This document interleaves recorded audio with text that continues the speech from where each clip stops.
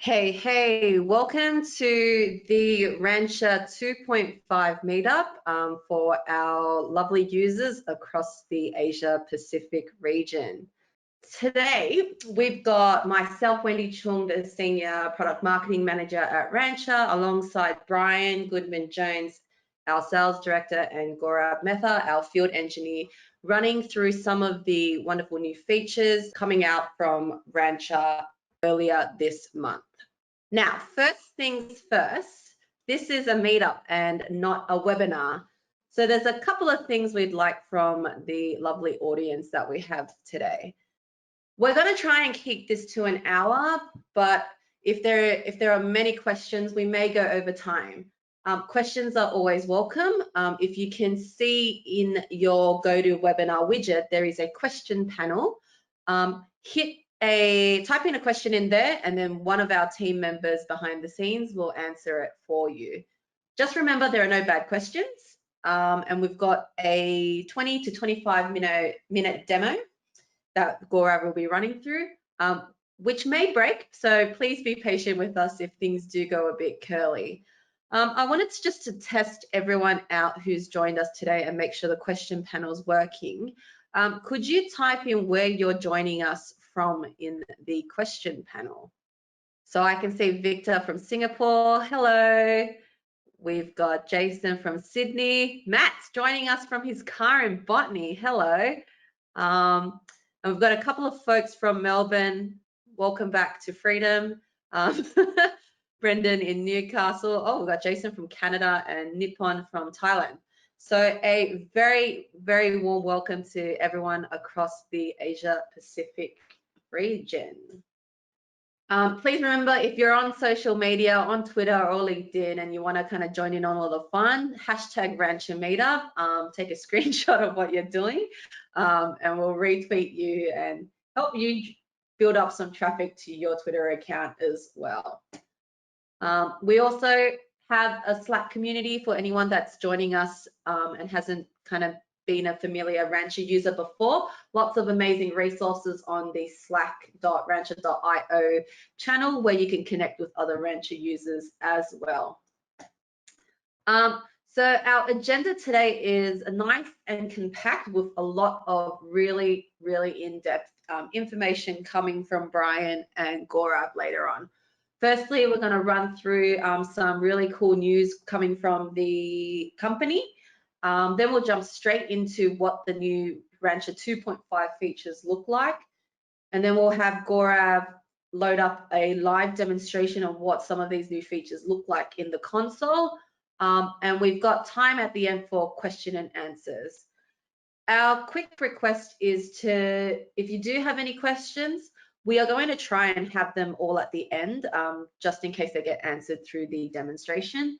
But if you do have anything that you'd like to ask, please just spam it on the question panel and we will get them answered. Alrighty, handing over to Brian now, who's going to run through some of the company updates from Rancher. Thanks, Wendy, and thanks everybody for attending. My name is Brian Goodman-Jones. I'm based in Sydney, and I've been at Rancher for 2.5 years now. And my role is really to, I guess, help the community and customer base here in the region to grow and be successful with their Kubernetes platforms and what they're doing with Rancher. So that's me. So yeah, company updates, just a couple of key things. You may have seen a few months ago that there was an announcement that SUSE were acquiring Rancher. So that's all still moving forward, and that is expected to close before Christmas. So it's just going through the final, I guess, US regulatory process that these things go through. So we're really looking forward to that. You know, for those that know SUSE, they're a very large organization. So we're really looking forward to, I guess, the extra resources and opportunity that will give to Rancher from a, I guess, an engineering product type standpoint. So we're expecting good things, and stay in tune for that as it closes later in the year. Next thing that you may have seen is that K3S is the first Kubernetes distribution to become a CNCF sandbox project, which is awesome news. Ever since K3S was launched, we've just seen massive adoption of K3S. As we track the analytics of usage of K3S, we're just seeing that really, really huge hockey stick in terms of growth and activity. So, K3S becoming a CNCF sandbox project just gives it that kudos, that openness that a project like that really needs. And we're going to talk more about K3S and how that is now, I guess, managed by Rancher, how, we've expanded the ability to manage fleets of K3S clusters across, up to 1 million clusters. So we'll talk more about that, but if you haven't seen that, check it out. It is a CNCF project, so we're hoping, and we are already seeing that growth curve just going for more exponential with regard to that project. The other thing with Rancher, just from a company perspective, is we're continuing to see great feedback from the analysts. I think we've always been talking about the last Forrester report, which was the end of 2018, where they showcased Rancher as a leader in the enterprise container platform software services report.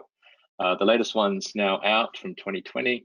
You'll see there they've sort of changed the name of the report. So, and I think that's a good change. So it's now the Multi-Cloud Container Development Platforms report. And you'll see there that Rancher is still very much in the leadership quadrant. There's some new names there now, but I think it just really goes to highlight how well Rancher is doing in that space. Those reports are downloadable from our website. And I guess the key thing that the analyst really calls out Rancher in terms of being a leader is our multi-cloud, multi-cluster capability, and the fact that Rancher as a product has been doing that for over 2 years, with very large-scale customers in production. So they really call out the maturity of Rancher, but then also looking at our roadmap and things like 2.5, where we're now expanding that capability to edge, we're expanding it to fleets of devices, the whole GitOps model, etc. So yeah, download that report if you want to have a look. You also see some new entrants there. You see Red Hat, IBM, VMware, Google, who are starting to do a bit more in the multi-cloud space as well. So yeah, I think it's really great to see Rancher still up there in the multi-cloud container development platform space. And again, with the SUSE acquisition, the opportunity to just be able to invest more resources into Rancher and do more things should just see that just accelerate to hopefully a whole nother level as well.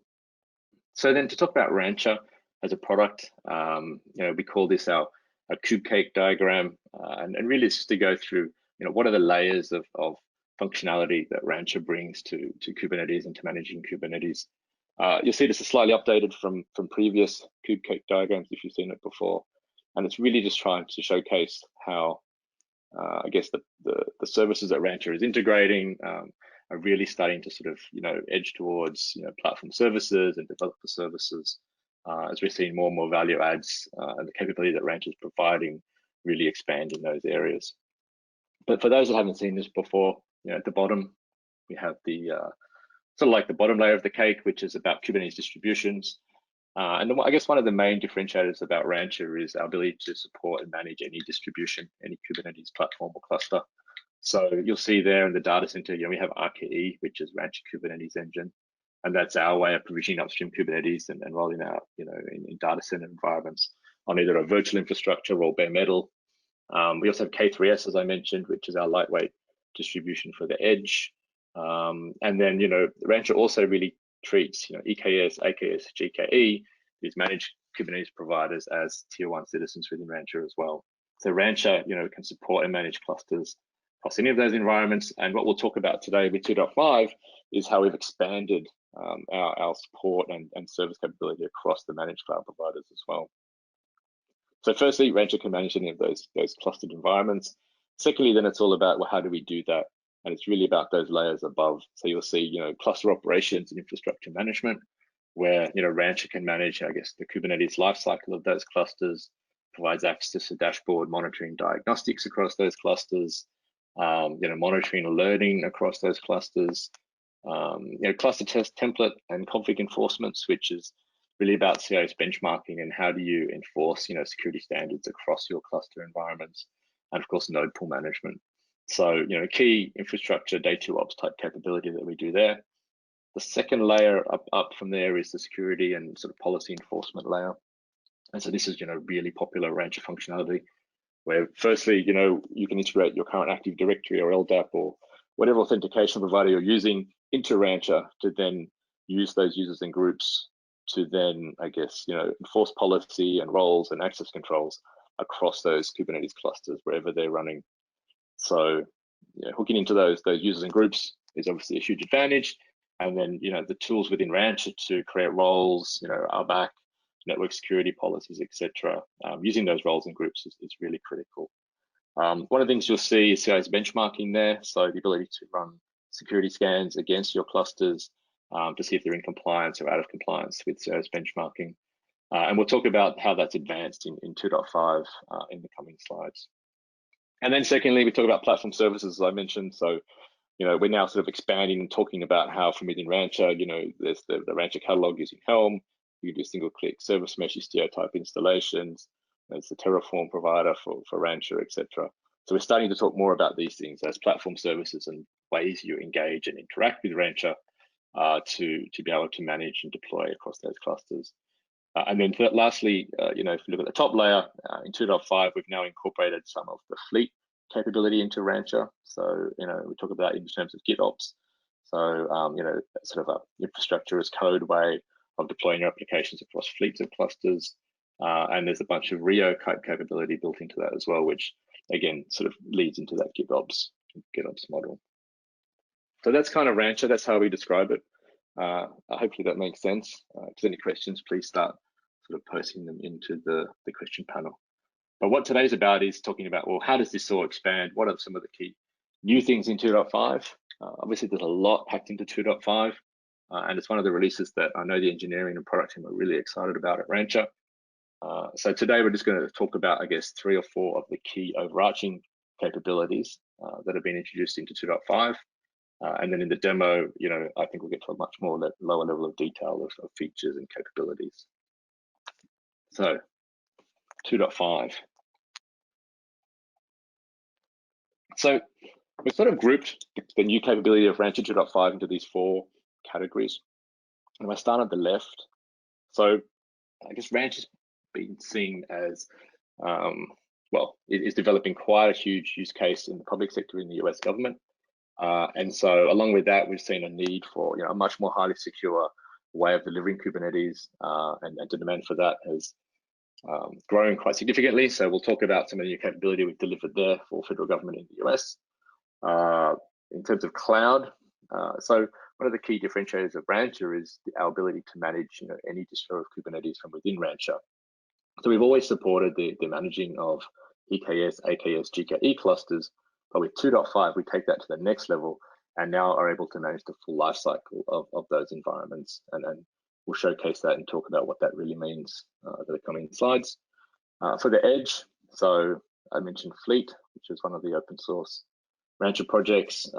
Within 2.5, we now have the ability to manage fleets of edge K3S clusters. And I know our CTO has done a demo of using that capability of up to 1 million clusters. So we'll talk about that and showcase that. And then really, if we look at Rancher as the management control plane for all of these downstream clusters, a lot's gone into Rancher 2.5 to make it easier to manage larger numbers of clusters, make it easier to manage clusters across, I guess, any distribution, and then also make it easier to, I guess, operate those sort of value-added layers of monitoring, managing, logging, etc. So they're kind of the key areas of improvements. And now we'll sort of do a slide on each of them just to sort of detail that in a bit more detail. So firstly, one of the cool things about Rancher 2.5 is that you can now install the Rancher management server on any cluster. So previously you had to install Rancher, the management server itself, on an RKE-based cluster. Now we support installing Rancher on any supported cluster or any supported CNCF distribution. And the reason for that is obviously Kubernetes is becoming much more commoditized, and we're seeing a much, just the whole premise of Rancher is running on commoditized Kubernetes. So we now support that, so you can run Rancher now on EKS and AKS and GKE from a management server perspective. The other things that have sort of come into the Rancher management perspective is what we call a new cluster explorer. So you would have noted in 2.4, we had a preview of a new dashboard that was within Rancher 2.4. So that preview dashboard is now, I guess, been promoted to GA. Obviously, both dashboards still exist within Rancher. So you have the traditional Rancher view, and then you have what was called the preview dashboard, which we now call Cluster Explorer. And so Gaurav will talk through that and showcase why that is really important in terms of delivering a richer user experience for Rancher across every cluster that you're managing. And then lastly, I think from within Rancher, a lot of work's gone into, I guess, login and monitoring capabilities to really enhance, what you can see and do with individual clusters. So an example of that is, previously with Rancher, you could only send logs out to a single log store. Now within Rancher, you can send that out to multiple, and it's highly customizable how you send logs and what level of logs and things like that. So yeah, a lot of work's gone into, I guess, usability of Rancher, using Rancher anywhere, and then that whole monitoring, logging, alerting, enhanced cluster operations experience. The other cool thing that's come out with Rancher 2.5 is full lifecycle management of Amazon EKS clusters.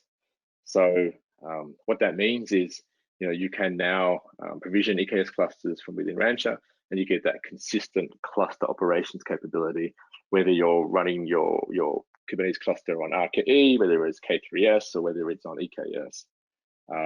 So, there's a whole lot of features there you see in the table in terms of, what does that mean for configuring and provisioning clusters, for managing clusters, securing clusters, upgrading clusters, etc. But in essence, you're getting the full Rancher management capability across those managed Kubernetes providers like EKS. From a roadmap perspective, there is AKS and GKE that are not far away and will come out in a 2.5 dot release over the coming months. So keep your eye out for that. And then once that dot release comes out, then it doesn't matter whether you're using EKS, AKS, GKE, RKE, EKS, or any other sort of generic certified Kubernetes distribution, you get a consistent cluster management capability from within Rancher. So that's a really really exciting functionality that everybody's really excited about in terms of 2.5. The other thing that's really cool in 2.5 is we now have RKE Government. So I mentioned before that Rancher is seeing a lot of success in the government space in the US, and out of that came the requirement to provide a FIPS-enabled, compliant, secure government distro of Kubernetes. So what we've done is we've now produced RKE Government, which is based on RKE 2. What's cool about it is it's a CNCF certified distribution. It is FIPS enabled and it's based on RKE 2. So it's very cool. It's exactly what the US government wanted. And I know from this region's perspective, government and even financial services and majority of customers are all looking to for the same thing.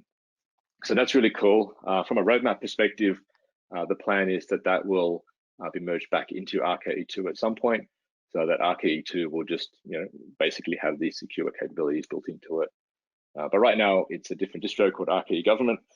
It's open source, it's downloadable, and you can get support for that through Rancher, as you can with RKE and K3S. So the last thing that's really cool that I want to talk about is GitOps at scale for edge clusters. So again, another use case that we're seeing more and more customers ask for is the ability to manage large scales of Kubernetes clusters. And the use case behind that is edge devices. So we're seeing a lot of customers starting to run K3S as single node clusters on, I guess, devices that are predominantly, let's say, intermittent connected, or low power type devices that are on and off, depending on what power is available to them, and at a large scale. So that presented a different challenge in terms of, well, how do you manage those clusters given those restrictions? How do you make sure that those clusters are all up to date with the latest workloads, with the latest Kubernetes, with the latest tools that they need, etc. And so Fleet was a Rancher project that was produced to help deal with that. And so now in 2.5, we've incorporated that functionality into Rancher. And Gaurav will talk about this and showcase a few examples of this in the demo.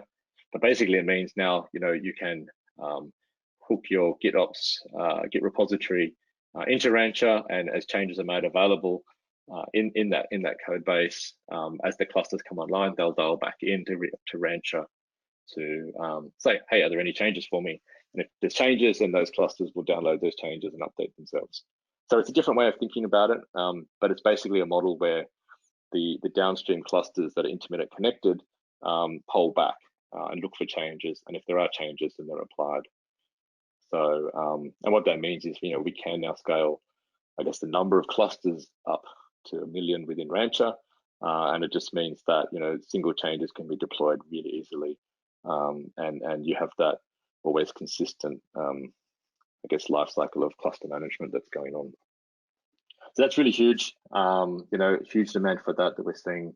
And it's not just edge, it's also just growing numbers of clusters. If you think about, in-store type POS devices, if you think about just sort of those other environments where it might make sense to run a single node cluster in a location that's not a data center.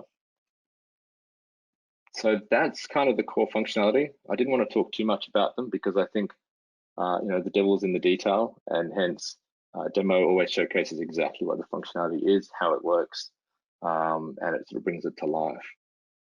So with that, I'll pass over to Gaurav to take it away and show us how it all works. Thanks, Gaurav. So yeah, hi everyone. So this is like Rancher 2.5, the product you know and hopefully love. We see, I'll sort of run through some of the key additional capability that 2.5 has introduced. So, as you can see, within Rancher, now you see this Explorer button against each cluster. So that is the new Cluster Explorer that has come out with 2.5. If you used 2.4, you might remember the experimental dashboard when you actually sort of, went into the cluster details. Now it's sort of, known as the Cluster Explorer. And again, it's available right in the main interface. To, basically launch the Explorer, we just sort of click through. And we can see, the new Cluster Explorer capability based on, the dynamic client and discovery API. So unlike the older UI, where, you only had certain objects or certain object types that were available in the UI, this is more sort of customizable because you can, browse all your custom resources. So for example, this is the local cluster. If you wish, you can swap, switch clusters right here.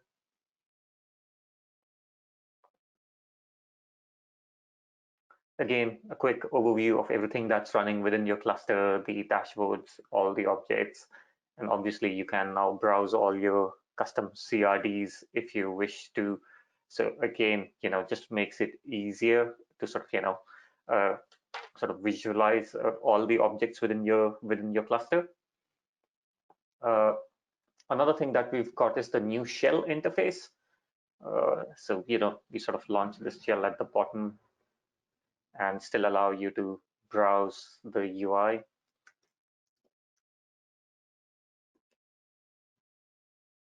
So this is a pretty nifty feature to have. So close this. So some other capability that we've added is, I'll quickly switch to a cluster. So for example, we've introduced apps. So this is like the new way of installing, what you probably knew earlier as catalog apps within Rancher. Again, they're based off Helm Charts, and even the core capability that Rancher offered, like the monitoring, logging stacks, have also been packaged up as Helm Charts now. So the idea being you can actually just install those charts on a target cluster. So for example, we've got a new version of monitoring, which we are calling as monitoring v2. It's pretty easy to install. Click through on monitoring. Again, some of the default options are pre-baked for you. You can obviously update these.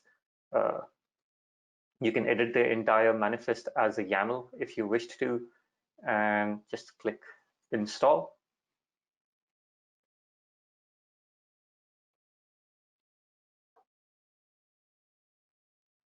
So a new thing you'll see here now is this new debug window where you can actually see the status of the rollout of the sort of the chart, or your workload to the target cluster. So makes it easier to troubleshoot when something doesn't go correct, right.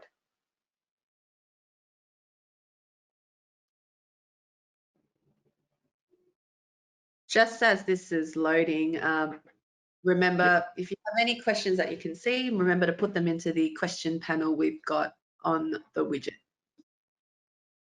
Yeah, so monitoring is now installed on this particular cluster. You should be able to see all the installed Helm charts using the installed apps.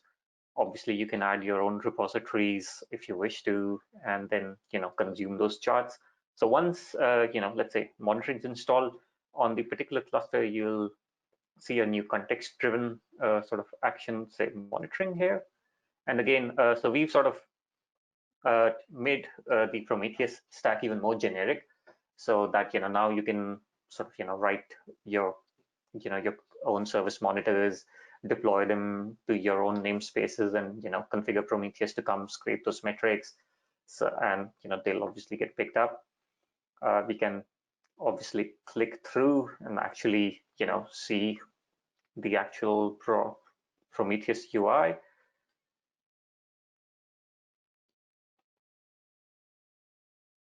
Apart from this, as usual, we also roll out Grafana with some pre-baked dashboards in there for you.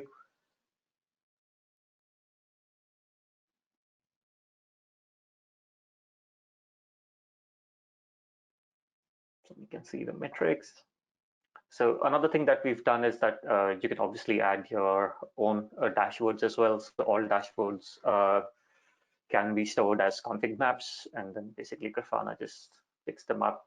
So again, you can configure your service monitors here. So if you have a custom application with some instrumentation in your app code, then that can be exposed, and then Prometheus can go and scrape those metrics and make those available for subsequent actions. I'll go back to Cluster Explorer and actually show the dashboards as well. So you can view the config maps. So in the cattle dashboards namespace, you can see all the dashboards are stored as config maps. So it makes it easier to sort of extend Grafana as well with your own custom dashboards to go with your custom metrics. Similarly, back to the apps and marketplace, we can also deploy Istio, Rancher logging. So again, this is based on Banzai Cloud's logging stack, and it's a lot more flexible. So once this chart is installed, again you'll see a new menu item for the logging stack, and within Rancher we'll see all the logging options. So again, there are two components to logging. One is the output and one is the flow. So the output defines the destination where your logs need to flow. And again, so there are outputs at the cluster scope or at the namespace scope. And then flows are, any filtering or any additional logic in terms of which workload goes to which output. That sort of, flow gets defined within those flows. So again, you can have them at the cluster scope or at the namespace scope. So again, very easy to set up. Again, you have some default plugins baked in. You can obviously, because it's based on the Banzai Cloud's logging stack, you can extend it to, any other log aggregation endpoint that you wish to use. Similarly, same sort of experience with Istio as well. We can go to apps and configure Istio.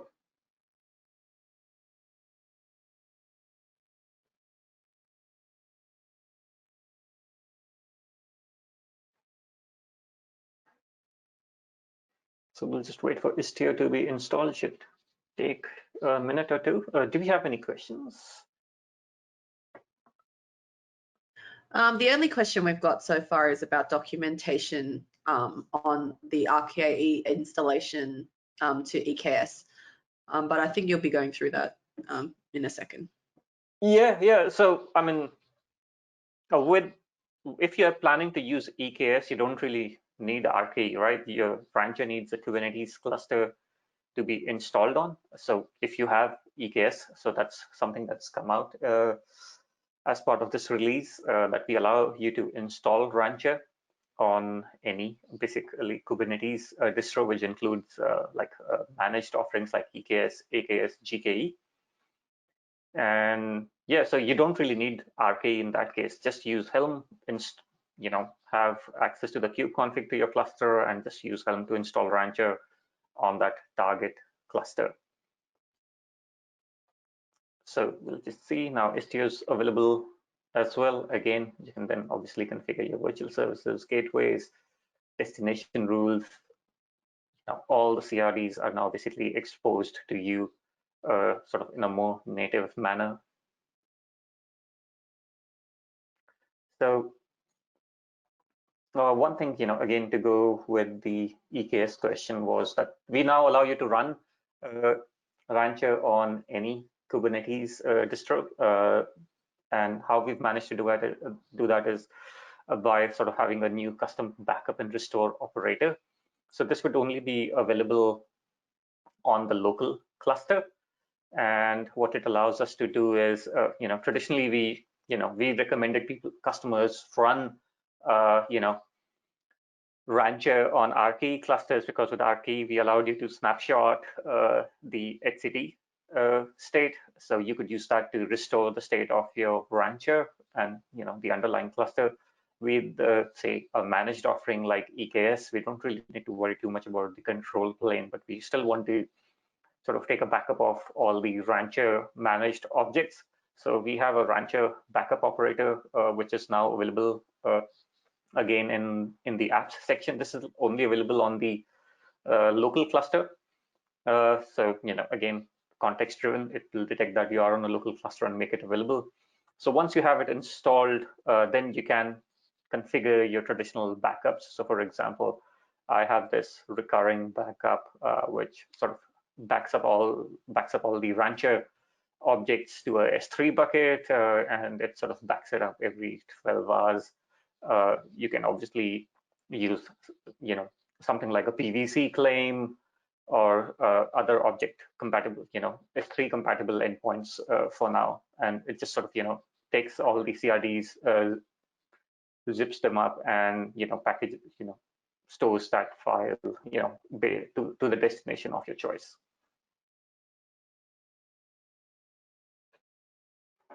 I hope that answers that question as well. So another thing I quickly wanted to touch was EKS. So obviously you have your EKS clusters. It's you can do all the traditional operations that you would do on any other cluster, from apps, say installing, monitoring, Istio, which would be again is running on top of Kubernetes. So we've also changed the lifecycle management of EKS clusters. And for that, I'll jump back to the cluster manager, which is the old UI. So we've made quite a few changes to the EKS lifecycle management. So for example, you can import existing EKS clusters into Rancher or launch new EKS clusters. So let's just launch a new EKS cluster from here. So again, now you can use your existing cloud credentials that you have stored within Rancher. Then we can configure the cluster. So we can choose Kubernetes versions. So again, using Rancher now, you can also perform Kubernetes version upgrades on your EKS clusters. If you wish to, you can again, more advanced options like the service roles, KMS bindings that you'd like to apply. Would you like the networking, the API server to have public access, private access? So all those settings can be configured. And then, we've also added the ability to have node groups. So you can have node groups to go with your EKS cluster. So I can say I need one. You can obviously choose if you want a GPU enabled node group. You can have multiple node groups as well. Obviously, you can choose the instance types.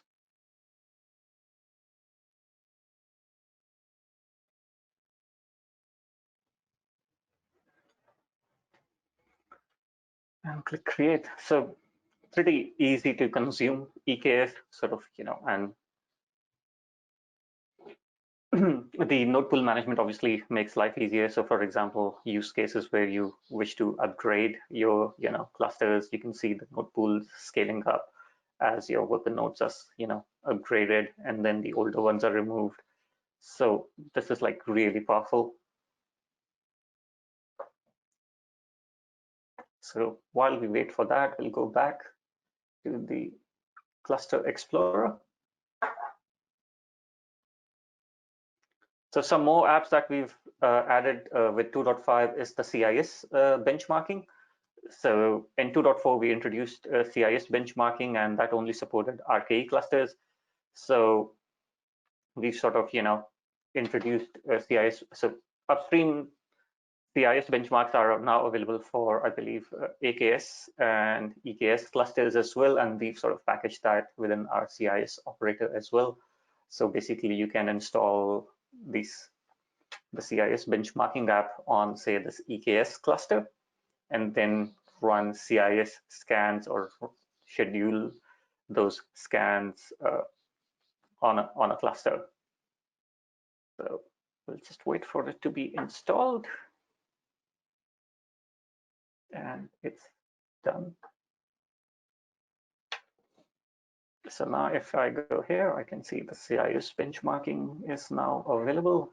Now I can create a scan. So I can choose the EKS profile, which is available for this cluster. This is the default, and I can just click create, and that will kick off the scan. So again, a lot of sort of, added capability with 2.5 on the CIS front as well. So this should take a few minutes. Next up is continuous delivery, which is powered by Fleet. So we can go in here. So some key concepts with regards to Fleet in this particular case. You obviously have your clusters. Using those clusters, you can have a Git repo. So you can have a Git repo which contains your workload manifests, could be native YAML, customized templates, or Helm charts.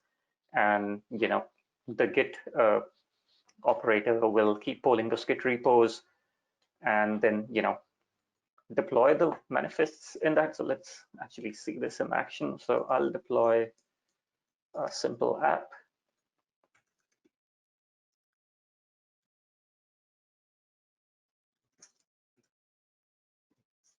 So you could have one repo with lots of folders, for example, and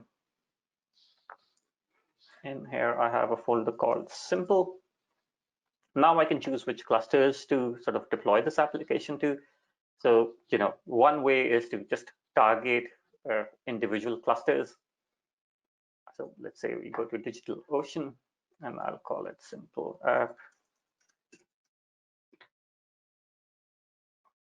And I can click create, and we'll see, the Fleet operator will kick in and detect that it needs to deploy the manifests in that simple folder and roll it out to sort of, the target cluster. So this is really powerful, sort of allows you to do GitOps. What makes it even more sort of powerful is cluster groups. You just see that in action as soon as this is sort of, sorted out. Yep.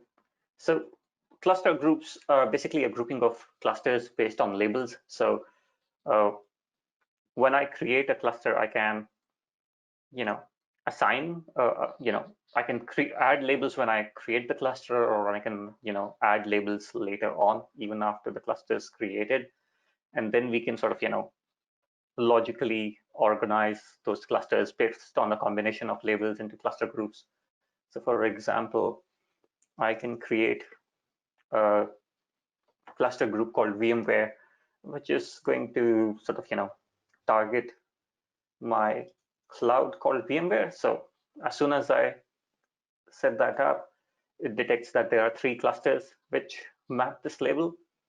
Similarly, I can create a cluster type called a group called K3S. And so I pre-added some custom labels to all the clusters when I created them.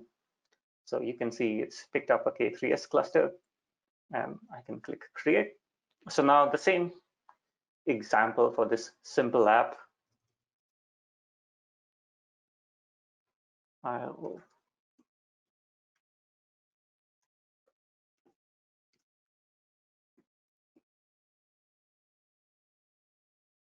and now I can target it to a cluster group. So let's say I'll go for the K3S cluster group and click create.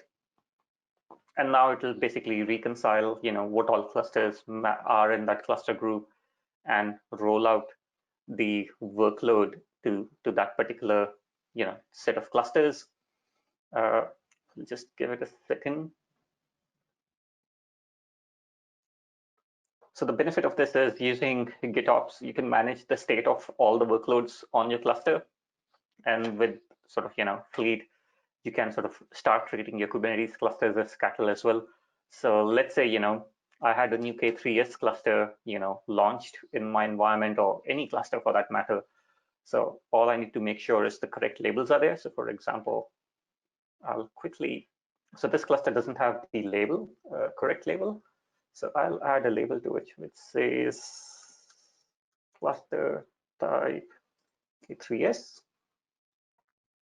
And as soon as I do that, the cluster group reconciles and it detects that, all right, I've got a new cluster in this group, and it starts rolling out, those apps to that particular cluster. And within minutes, the new apps will be reconciled and the workloads will be deployed. So which makes management of your Kubernetes clusters at scale a lot more easier.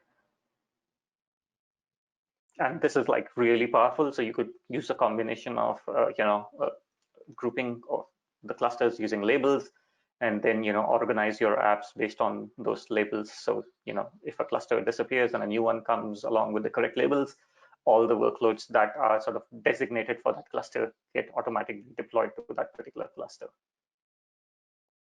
Yeah, and that was like a quick summary of Fleet and continuous delivery, which is powered by Fleet. Do we have any more questions? We have a couple, Gaurav. Sure. One's from Nippon Jantri. His question is, since there's some new monitoring, logging, and backup features, then which one could be used? Which one would be used in what case? For example, can we use monitoring features in Rancher 2.4 or pre 2.5? So the new dashboard or the Cluster Explorer is only available in 2.5 and onwards. So you won't be able to consume these charts in 2.4 directly from the Rancher UI, right? If you deployed logging monitoring in 2.4 from the old Cluster Manager UI, you'd be deploying the old versions of monitoring and logging, not the new versions. But we do package up all our monitoring and logging apps as Helm charts now. So if you wish to, you could basically use Helm to consume those Helm charts. It's just a vanilla Helm chart with some customizations that we've baked in. Awesome. Another question we've got before we move on is, can we migrate the RKE-based installs to Amazon EKS in Rancher? Yes, you can. So the sort of the backup operator allows you to do that. So that's the benefit. So for example, you could back up your sort of your Rancher state to a S3 or an S3 compatible bucket. And then, once you have the backup, make sure the backup's available on a location that the new cluster can sort of, access it from. And then you can use the restore CRD to create a restore job, and it will basically go and restore the state of that cluster of Rancher objects on that target cluster. So you can easily migrate from RKE to EKS or wherever you wish to. Perfect. Just on EKS, there's another question that's come through, which is there a possibility in creating an EKS cluster by selecting spot instances instead? I don't think so. We are supporting spot instances yet. Thank you. And then another question that's come through on EKS as well. Could you share how well Rancher supports or integrates with using spot instances as worker nodes on AWS EKS? So if you wanted to use spot instances, we do not allow you to launch node pools with spot instances directly from Rancher yet. Maybe I'll take that as a feedback to our product team and see if it's on our roadmap. But you can always launch your EKS clusters as you do right now, say using Terraform, and then import them into Rancher. So whatever I did through the cluster manager, then we can import those clusters into Rancher. You'll see a new import option. So let me just show this. So when I do an add cluster, I can, under the import option, right, we can see this Amazon EKS. So what it does is it registers that cluster with the EKS operator that we've written and allows you the same capability. So you can provision your cluster outside of Rancher, an EKS cluster, but then bring it under Rancher's management, and then perform the same operations through Rancher, like upgrading Kubernetes versions, adding more node groups. So that may be one way of accomplishing that scenario right now. Amazing. Another question's come through just on EKS again. It's do you have any insights into what network requirements are required to be able to register an EKS cluster in Rancher? I think the network requirements are pretty straightforward. One, obviously, Rancher should be able to talk to the API server, because when you register an Amazon cluster internally, it's gonna run an import job to manage it. And then obviously, once the agents are deployed on that target cluster, like the cattle agents and the node agents, it should be able to talk back to Rancher. I can see if we have it documented on our website. Let me see. Awesome, thank you. Just a couple of more questions. Are we able to share a release date for 2.5 into the Helm stable branch? 2.5 Helm stable, I think it's still a few weeks out, last I checked. Last time I checked, it was about a couple of weeks out. Yeah, I don't have like a firm date yet, but I suppose watch this space, And then the final question we've got is, so can you confirm that all things now work from the new user interface? And backup and restore of all clusters are available on the Rancher side? Yeah, definitely. So most of the documentation, whatever I've shown you in this sort of demo today, is available on our doc site, or at least the documentation for those bits. And I'm not sure what wasn't working in the UI before, but yeah, I mean, earlier it was experimental because we knew certain things could break. So now it's no longer experimental. So I would recommend you just take it for a spin. Yeah, we've got a new Rancher 2.5 technical architecture document out as well. If anyone wants more kind of insights onto how 2.5 can integrate into their environment. We got another question about EKS and ingress. So when we build Rancher on EKS, which type of ingress should it expose to the outside world? Is it Nginx or AWS ingress? I suppose that's based on your workload, right? There is no correct answer. It depends on the nature of your workload. For example, we will not install an ingress controller on an EKS cluster. I suppose we'll let you decide based on your use case. I know with RKE provision clusters, we did sort of, configure Nginx ingress controller, and K3s ships with traffic as the default ingress controller. So again, it's up to you based on your particular use case.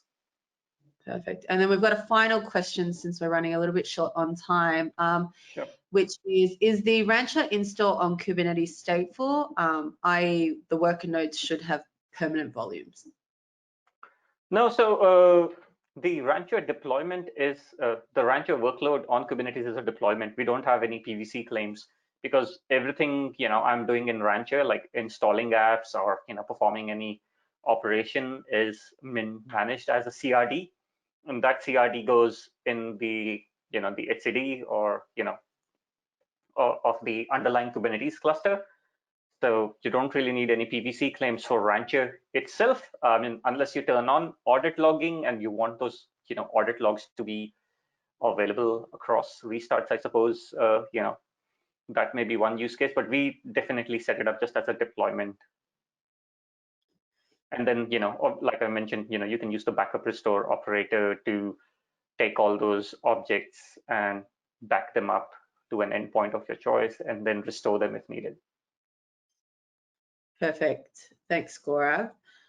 So those were all the questions we've got time for. We'll just do a quick summary on today's webinar.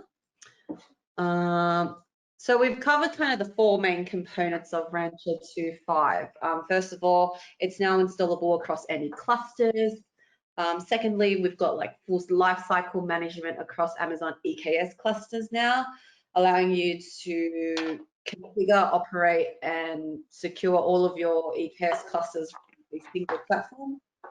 And then we've also now got RKE Government, which is a FIPS-enabled Kubernetes distribution that is specifically security hardened to make any kind of enterprise organization that requires additional compliance-based security postures.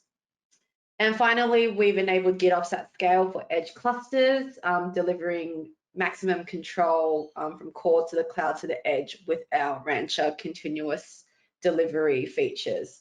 One of the claims that we can now confidently boost is that we can scale applications across 1 million clusters.